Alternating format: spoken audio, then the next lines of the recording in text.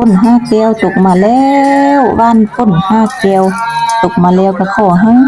พ่อแม่พี่น้องออกตนญาติโยมชาวบ้านนาตากอยู่เย็นเป็นสุขสักซุ่มกุ้มเย็นอุดมสมบูรณ์เขานำจำป่าปลูกพืชพันธุ์ธัญญาหารก็ขอให้งอกให้งามให้มีน้ำมีนวลให้ปลาส้มฝนดีตกดีในหมู่บ้านนาตากตกในประเทศลาวนี้ให้มันอุดมสมบูรณ์ทั่วโลกก็ให้อุดมสมบูรณ์เด้อมื้อนี้มารับฝนห้าแก้วอยู่ที่วัดหมู่บ้านนาตากหมู่บ้านของใหญ่วิไลมักม่วนแล้วก็ขอให้เพื่อนพ้องน้องพี่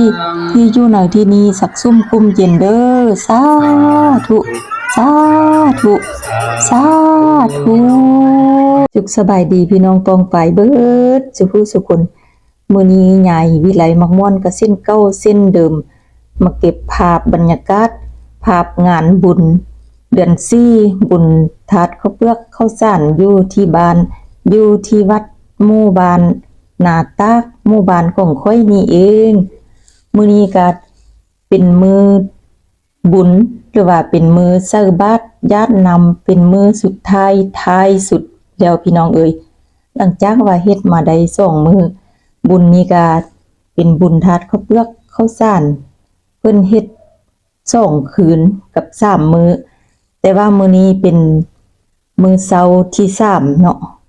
เช้าที่3จะมีเซอร์บาตรญาตินำแล้วในเวลาม่วนๆก็พาพ่อแม่พี่น้องพาเพื่อนๆล้อเบิ่งเก็บภาพเก็บมุมสวยๆงามๆเก็บวิวงามๆให้เพื่อนๆพ่อแม่พี่น้องได้เบิ่งได้ชมกันนั่นนี่แหละพี่น้องเอ้ยพ่อแม่พี่น้องออกตนญาติโยมหลายผู้หลายคนทั้งเบิดบ้านแล้วก็หมู่บ้านอื่นๆก็มาร่วมอนุโมทนาบุญสิ้นกินทานนำหมู่บ้านนาตากก็หลายแล้วเพิ่นก็นั่งเรียนกันเป็นแถวเพราะว่านั่งอยู่ทางหอแจ๊กก็เรือเนาะล้นเรือล้นอังเพราะว่าเพิ่นผู้มีใจเลื่อมใสศรัทธาทานมากินมาทานก็หลายเอาเทเอาว่าแล้วก็เรือก็ได้มานั่งเรียบตามเดินวัดเพราะว่าเพิ่นจะเฮ็ดเรียนแถวไปเนาะเวลาสิใส่บาตรเพิ่นก็จะเรียนแถวไปนั่นนี่แล้วก็พระสงฆ์สามเณรเพิ่นก็จะย่างเลาะบิณฑบาตไปตามเดินวัดเนาะพี่น้องเอาเว้าแล้วก็บ่แล้วเนาะเพราะว่าใส่บาตรญาตินำแล้วก็มาเบิ่งนี่พี่น้องอันนี้แม่นล้านสายภาพเพิ่นตั้งโรงทานนี่จะเป็นโรงทานเฝอข้าวเปียกจังซี่นะก็อยู่ตามเดินวัดเนี่ยแล้วก็ขอให้หลานชายหั่นอยู่ดีมีแฮงลำรวยๆสุขภาพแข็งแรงเนาะเพิ่นเฮ็ดบุญสิ้นกินทานเพิ่นมามีเจ้าเลื่อมใสศรัทธาทานมาตั้งโรงทานอยู่ในเดินวัดเดินว่านี่ให้ครูบาอาจารย์ให้พระสงฆ์สามเณรได้สั่นแล้วก็ออกตนญาติโยมพ่อแม่ประชาชนพ่อแม่พี่น้องที่ว่ามาร่วมกินร่วมทานอยู่ในวัดในว่านี้ได้กินยิ้มน้ำจำลานและอวยพรค่อยผู้นี้ก็ปัดถั่วสดเฝอ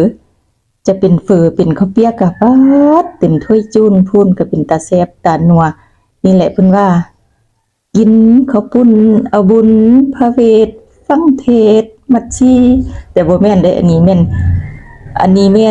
นเฝอบ่แม่นข้าวปุ้นพี่น้องบ่แม่นเฝอเนาะบ่แม่นข้าวปุ้นถ้วยยาวผู้ใดก็ได้อันนี้ก็แม่นหม้อนำเฝอหม้อนำข้าวเปียกล้านสายภาพนี่ก็ออกไอทวนว่าแล้วบ่แล้วก็มีแต่พวกกินเนาะสดเจ้อส่วนเจ้ากินม่วนชื่นอิ่มบุญอิ่มใจแท้ๆเลยงานบุญมื้อสุดท้ายก็เป็นพอประมาณนี้แหละพี่น้องค่อยก็บ่ทันได้กินเท่าดอกเพราะว่าสิเก็บคลิปเก็บภาพบรรยากาศสวยๆงามๆมันอบอุ่นอิ่มหนำสำราญให้พ่อแม่พี่น้องได้เบิ่งได้ชมกันให้มันจบก่อนซั่นนะแล้วก็เมตูผู้นี้เพิ่นก็ปัดถูถ้วยเฝอเพิ่นก็จูนพูนเพิ่นสดแล้วเพิ่นก็ยกโปให้เพิ่นว่าแซ่บสุดซั่นแล้วก็เอาไม่คีบทูนี่คีบลวยสปากก็เป็นตาแซ่บตานัวพ้องสินั่งกินปูซาดนั่งกินตามเดินวัดตามห่มตามเงานี่ก็มีพี่น้องเอ้ยอบอุ่นเอาว่าบรรยากาศมื้อนี้งานบุญมื้อสุดท้ายเนาะ งานบุญมื้อที่สุดท้ายในการอบอุ่นตั้งแต่เริ่มมื้อแรกมาเนาะแล้วก็มาฮอดตอนแลงจังหวะนี้เนี่ยตอนแลงหั้นก็จะมีฟังธรรมเทศนาแล้วจบพิธีแล้วเพิ่นก็จะว่านฝน5แก้วเนาะว่านฝน5แก้วแล้วก็ค่ำมามีการครบงานแจ้งมากันแล้วนี่แหละแจ้งมาก็มีใส่บาตรญาตินำอยู่ตามเดินวัดนี้แล้วก็พากันมากินข้าวปุ้นกินเฟอกินข้าวเปียกที่ว่ามีผู้มีใจเลื่อมใสศรัทธาทานมาตั้งโรงทานอยู่ตามเดินวัดเนาะพี่น้องแล้วแขกไปไทยมาผู้ที่ว่ามีใจเลื่อมใสศรัทธาทานก็มากินมาทานแล้วก็กินข้าวปุ้นกินเฟอกินข้าวเปียกที่อิ่มหนำสำราญกินทั้งเขามีซ่ามีแซมมีแกงครบทุกอันทุกอย่างที่ว่าหลานสายพาเพิ่นตั้งโรงทานเนาะอยู่ตามเดินวัดก็ขอให้เพิ่นได้บุญหลายๆก็เอาใหญ่วิไลมะม่วนก็เก็บภาพบรรยากาศมาฮอดนี้ก็สิขอลงคลิปนี้ไว้เพียงส่ำนี้พอกันมื้อในคลิปหน้า